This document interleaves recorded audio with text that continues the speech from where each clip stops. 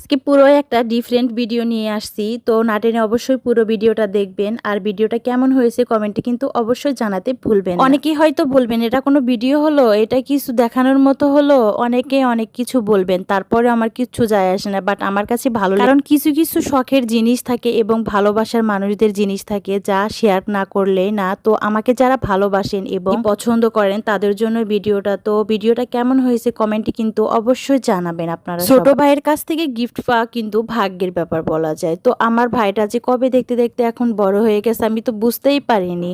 তো আমার ছোট ভাই আমাকে ছোট্ট একটা গিফট দিয়েছে। গিফটটা যেমনই হোক না কেন এটা আমার কাছে অনেক। এখানে একটা থ্রি পিস নিয়েছি, দেখতে পাচ্ছেন। থ্রি পিসটা কিন্তু আমার কাছে অনেক অনেক বেশি ভালো লেগেছে। থ্রি পিসটা আমার ছোট ভাই আমাকে পছন্দ করে দিয়েছে। এটা পছন্দ না হয়ে কি হয় বলেন? তো থ্রি পিসটার কাজ শুরু করে দিয়ে দেবো। এবার একটু দেখিয়ে দিচ্ছি আপনাদেরকে, শেয়ার করছি কেমন হয়েছে থ্রি পিসটা। সবকিছু মিলিয়ে আমার কাছে কিন্তু থ্রি পিসটা অনেক বেশি ভালো লেগেছে। ওড়নাটাও অনেক বেশি পছন্দ হয়েছে।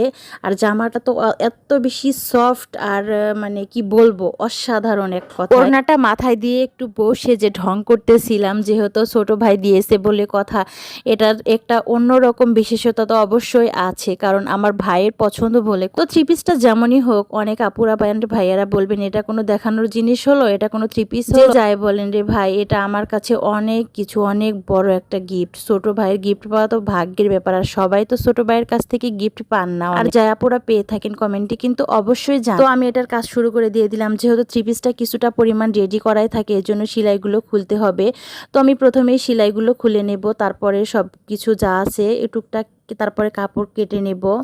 তো কাপড়টা আগে আমি সালোয়ারের কাপড়টা কেটে নেব। সালোয়ারটা আমার কাছে কাটতে খুবই ভালো লাগে এবং ইজি, সহজে কাটা যায়, এজন্য এটাই আগে কেটে নেব। তারপরে জামার কাপড়টা কেটে নেব। জামার কাপড়টা কেটে নেওয়া হয়ে গেলে এবার সবকিছু গুছিয়ে নিয়ে এবার বানানোর জন্য রেডি করতে হবে, বাট তৈরি করার জন্য রেডি করব। তো দেখেন, আমি কাপড় সেলাইয়ের ভিডিও কখনো শেয়ার করিনি, আর ফার্স্টে শেয়ার করতেছি। তো কে কি বলবেন বা কমেন্ট করবেন জানি না, কিন্তু আমার কাপড় আমি সবসময় সেলাই করে থাকি।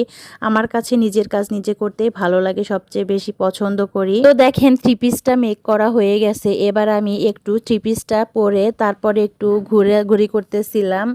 যেহেতু থ্রি পিসটা ফার্স্ট টাইম পরেছি, তো খুব একটা ওয়েদারটা অনেক রোদ ছিল, যেহেতু রমজান মাস। কিছু মিলিয়ে আমি একটু বাসার পিছনে ঘোরাঘুরি করলাম, তারপরে একটু বসে থাকলাম। কেমন লাগতেছিল আমাকে কমেন্টে কিন্তু অবশ্যই জানাবেন। থ্রি পিসটা আমার কাছে পরে কিন্তু অনেক আরাম লাগতেছিল এবং অনেক ভালো লাগতেছিল। আমি একটু ঢং টং করে নিলাম, যেহেতু ভাই দিয়েছে বলে কথা, পরেতে একটু মানে ঢং করতেই হবে। ঢং না করলে কি আর হয় বলেন? তো থ্রি পিসটাই কেমন লাগতেছে আমাকে কমেন্টে কিন্তু অবশ্যই জানাবেন। আজ এই পর্যন্ত, সবাই ভালো থাকবেন, সুস্থ থাকবেন। আল্লাহ হাফেজ।